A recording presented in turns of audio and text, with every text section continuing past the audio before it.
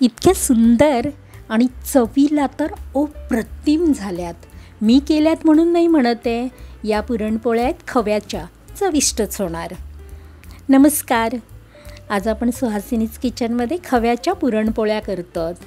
आपण इथे एक मोठी वाटी चाळलेलं गव्हाचं पीठ घेतलं आहे. लोकवन गव्हाचं हे रोजच्या चपात्यांचं पीठ आहे.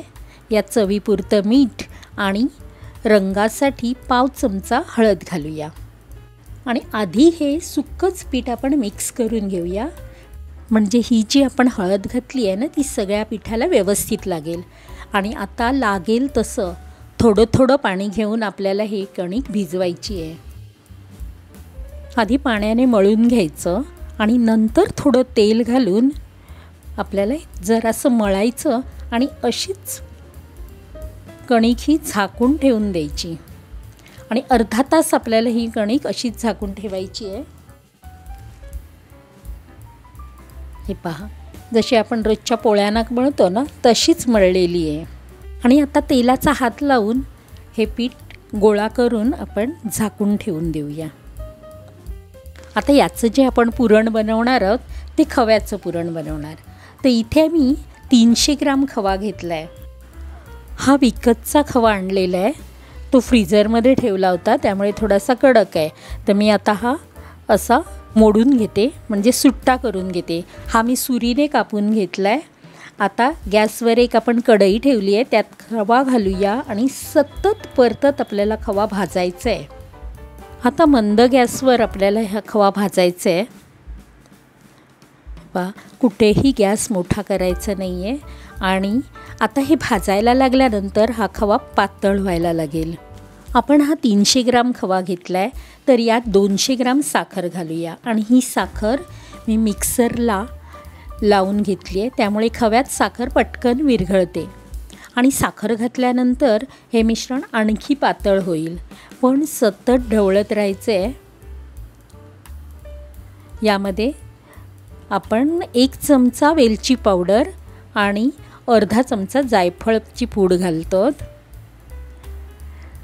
जायफळ वेलचीमुळे ह्याचा खूप छान फ्लेवर येतो. आता हे असं सतत कमीच गॅस ठेवून परतत राहायचं आहे. आपण यामध्ये थोडीशी केशरच्या काड्या टाकूया. आपल्याला ही केशर पण सुकीच घालायची आहे, म्हणजे दुधामध्ये भिजवून वगैरे घालायची नाही आहे. जवळजवळ 10-12 मिनिटं आपल्याला हा खवा भाजायला लागणार आहे. पण हा थोडा घट्ट व्हायला लागला आहे, तेव्हा तो काढून घ्यायचा प्लेटमध्ये आणि पूर्णपणे थंड होऊ द्यायचं आहे. इथे एक गोष्ट लक्षात ठेवायची, खवा जास्त घट्ट होऊ द्यायचा नाही, कारण थंड झाल्यानंतर तो कडक होईल आणि आपल्याला पुरणपोळीसाठी खवा अगदी सॉफ्ट हवा. खवा थंड होईपर्यंत आपण पीठ मळून घेऊया. आता हे जे पीठ आपण झाकून ठेवलं होतं ना त्याला पाण्याचा आणि तेलाचा हात लावून छान नरम पीठ मळून घ्यायचं आहे. आता हे आपण पारंपरिक पद्धतीने पोळ्या करतो म्हणून मी असं हाताने मळते. हे पीठ मी फूड प्रोसेसरला लावते. अगदी 2-4 मिनिटामध्ये इतकं छान पीठ मळून येतं आणि त्याच्या पोळ्याही छान होतात. आता मी हे एका बोलमध्ये काढून ठेवलं आहे, त्याला तेलाचा हात लावून घेतला. आता एक लिंबा एवढा गोळा घ्यायचा पिठाचा आणि त्याची मोदकाला करतो ना तशी छान पारी करून घ्यायची. आणि त्यामध्ये पिठापेक्षा मोठा या खव्याचं जे पुरण केलं आहे ना त्याचा गोळा करायचा आणि तो त्यामध्ये भरायचा आहे. आणि ही पारी व्यवस्थित बंद करून घ्यायची आणि पोळी लाटून घ्यायची. बरं, हे पोळी लाटताना गव्हाचं पीठ घेतलं तरीही चालतं, पण पोळी चांगली सरकावी म्हणून तांदळाची पिठी घ्यायची. तांदळाच्या पिठीवर ही पोळी पटापट सरकते.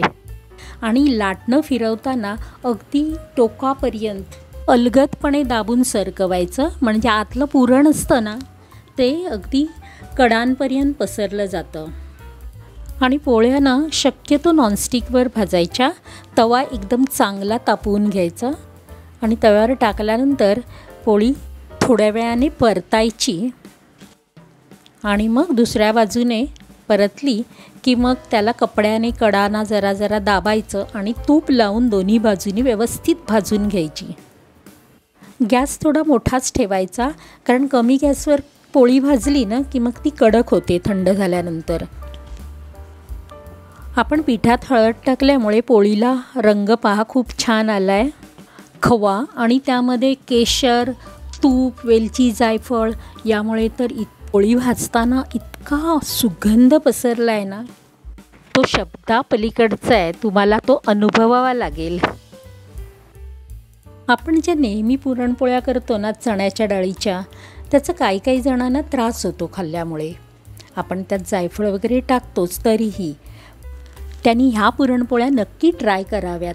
अफलातून चवीला होतात आणि ह्या पुरणपोळ्या घट्ट तुपाबरोबर खायच्या. जशा आपण डाळीच्या पुरणपोळ्या ज्या करतो त्या पातळ तुपाबरोबर खातो, ह्या तुम्ही घट्ट तुपाबरोबर खाऊन पहा.